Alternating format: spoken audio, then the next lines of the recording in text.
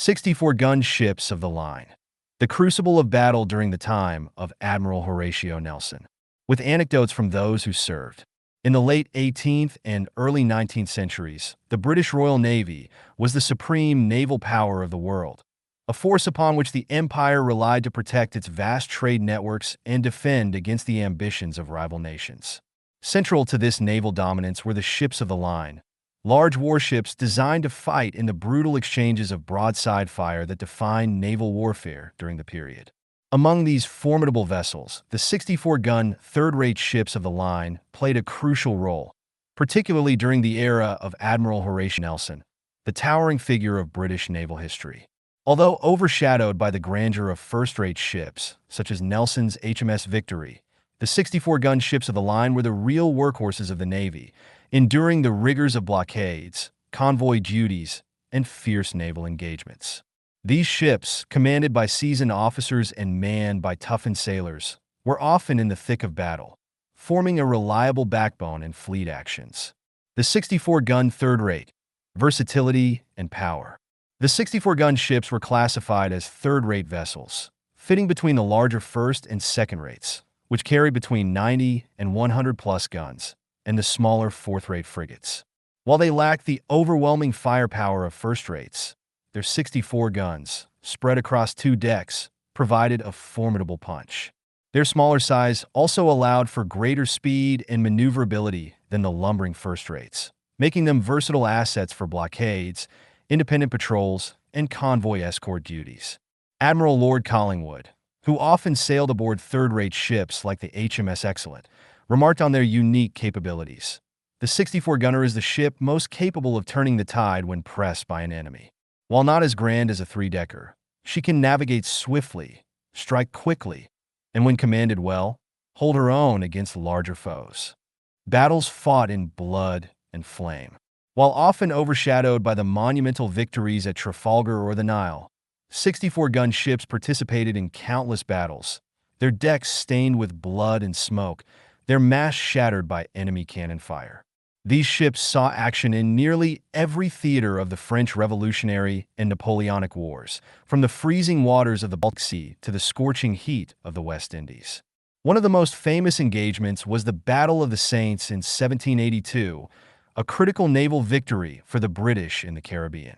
HMS Diadem, a 64-gun ship under Captain Thomas Graves, was at the heart of the British line. Midshipman Thomas Brown, who served on Diadem, described the chaotic battle in a letter to his family. It was as if hell itself opened up around us.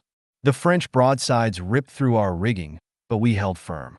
I can still hear the crash of the mast coming down and the screams of wounded men below. Yet despite the horror, we stood to our guns and drove the French from the field. Similarly, the HMS Agamemnon, one of Nelson's favorite ships, was a 64-gunner known for its resilience. Lieutenant William Bligh, who later captained HMS Bounty, served aboard Agamemnon during Nelson's early career. Bligh wrote, "We faced the enemy with a calm determination. There were times when I feared we would not see another dawn, but Nelson's presence gave us strength."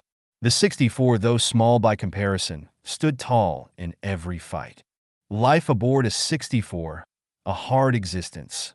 The men who served on these 64-gun ships endured harsh conditions, both in battle and in the long months at sea. Space was cramped, and disease was a constant companion. Despite this, the sailors and officers shared a bond forged by hardship and danger. Seaman John O'Malley, a veteran of several voyages on the HMS Goliath, recalled in his later years, "We were packed like sardines, with barely room to stretch. The biscuits were crawling with weevils, and the grog was all that kept us sane. But when the French came into sight, we forgot our misery and fought like lions. You did it for your mates, for the pride of your ship." Officers were acutely aware of the hardships their men faced, and many took great care to maintain morale. Captain Robert Stopford, commanding the HMS Spencer, had a reputation for fairness and leadership. He once remarked, "A 64-gunner's crew may not have the comforts of home, but they have their pride. It is the duty of every officer to ensure that their men feel it is worth fighting for." For the midshipmen, young officers in training who were often no older than 16. The experience was equally daunting. Midshipman George Simpson, serving aboard HMS Monmouth, recalled the endless drills and training in preparation for battle. Every day we would practice gunnery and sail handling, our hands raw from the ropes. The officers were strict, but they had to be. We knew that one mistake in battle could cost lives. Many of these midshipmen would grow into experienced officers, their careers shaped by their experiences on these ships. Midshipman William Rogers, later a decorated officer, wrote of his first taste of combat aboard HMS Magnanime. "I was terrified when the first cannon fired, my ears ringing with the noise. But there was no time for fear. We loaded and fired as if the devil himself was upon us. And when the smoke cleared, I knew I had become a sailor." Anecdotes from officers and crew. The lives of the men who served aboard these 64-gun ships were often punctuated by moments of intense danger and bravery. Captain James Saumarez, a respected officer, commanded the HMS Orion, another 64-gun ship, during the Battle of Cape St. Vincent in 1797. After the battle, Saumarez wrote in his log, "The smoke was so thick that I could scarcely see the enemy's deck. Yet our guns fired as if guided by Providence, and when the enemy struck their colors, I felt the weight of victory heavy upon my soul." These men who stood beside me were not mere sailors, but the heart of Britain. Crews also had their moments of levity and humanity in the midst of hardship. Seaman Richard Taylor, who served on HMS Lion, recalled a moment of humor during a blockade in the Mediterranean. "We had been on the same course for weeks, no sign of the enemy. One day, the captain had us all muster on deck, and to our surprise, he broke out a violin and played a merry tune. The whole crew started dancing, and for a few moments, we were free men, not sailors at war." These 64-gun ships often saw their share of sorrow as well. Midshipman Charles Long, serving on HMS Inflexible, described the loss of friends during a storm off the coast of Spain. "The sea took them without mercy, their cries drowned by the waves. I stood on the deck, helpless, watching the ocean swallow them whole. It is a cruel thing, the sea. It gives, and it takes, and we can do nothing but bow to its will." The midshipman's perspective. The midshipmen, often young boys, no older than 16, formed the backbone of the officers in training aboard these ships. Their experiences were harsh, their training brutal, but many look back on their time aboard 64-gun ships as formative. Midshipman William Rogers, who later became a distinguished naval officer, wrote in his memoir about life aboard the HMS Monmouth, "We drilled every day, lashed by the wind and stung by the spray. I was frightened of every officer, particularly of our captain, who was the very model of discipline. But it was in the thick of the Battle of Chesapeake that I learned what it meant to be a sailor. The French bore down upon us like a pack of wolves, and our 64 guns roared until our decks were splintered. I remember staring death in the face more than once that day. In the heat of battle, these young midshipmen often found themselves performing duties well on years. Some, like George Simpson, were wounded at sea, but carried on. I was hit by a piece of shrapnel in the arm during an engagement off the West Indies. I tied a strip of sailcloth around the wound and kept to my post. There was no time for fear. The reluctant heroes, for the enlisted sailors, life aboard a 64-gun ship could feel like a prison, but many found a sense of duty and camaraderie that bonded them through the hardships. Seaman John O'Malley, who served aboard HMS Goliath during the Napoleonic Wars, recalled in his later years, "We had nothing, but we had each other. When the cannon roared, we stood side by side at the guns, and in that moment, we were all brothers." You learned quickly that it was not the number of guns that mattered, but the men who stood behind them. Officers knew this too.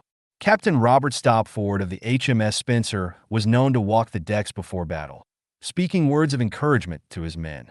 Seaman Richard Taylor recounted, "Before we entered the battle, the captain would look each man in the eye and say, 'Be steady, boys. We fight not for glory, but for our king and country. Do your duty, and I'll see you all in England.' And when the cannon began to thunder, we fought like lions, knowing he was there with us." The Crucible of Battle. While 64-gun ships were not as prestigious as the larger first rates, they found themselves in the crucible of battle during many significant naval engagements of the late 18th and early 19th centuries.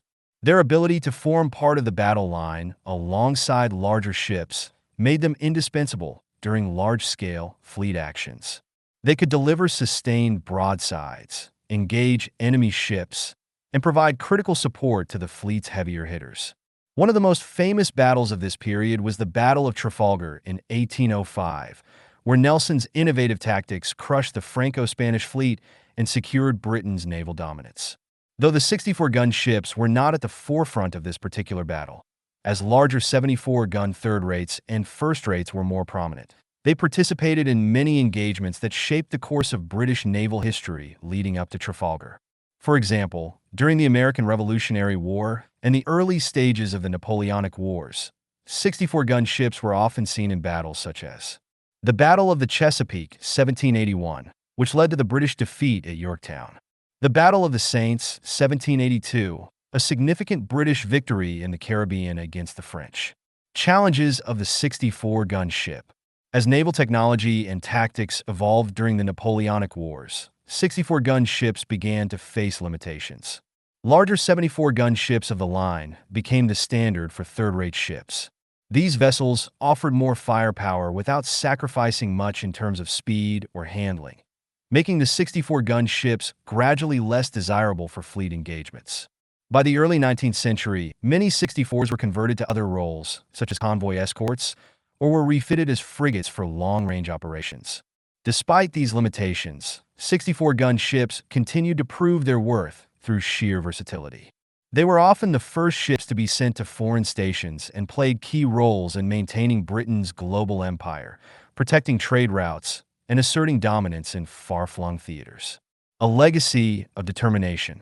The 64-gun ships of the line, despite being overshadowed by larger vessels, embodied the spirit of determination and adaptability that characterized the Royal Navy during Nelson's era. They were an integral part of the Navy's strategy, serving in battles, blockades, and patrols around the world.